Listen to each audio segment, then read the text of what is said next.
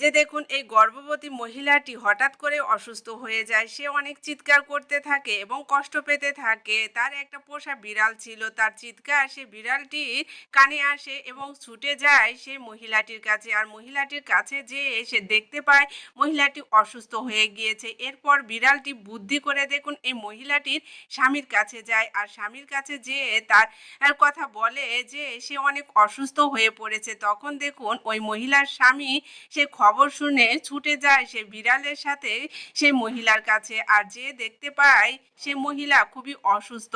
তখন তার স্বামী কোলে করে দেখুন গাড়িতে উঠিয়ে তাকে হসপিটালে নিয়ে যাচ্ছে।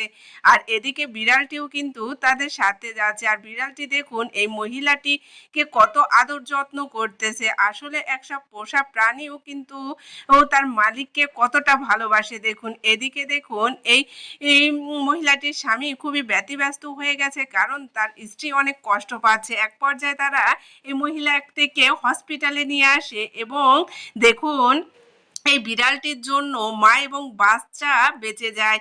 আর অপরিশেষে দেখুন এই মহিলাটি তার একটা পুত্র সন্তান জন্ম দেয়। দেখুন মা এবং ছেলে শুধুমাত্র এই বিড়ালটির জন্য বেঁচে যায়।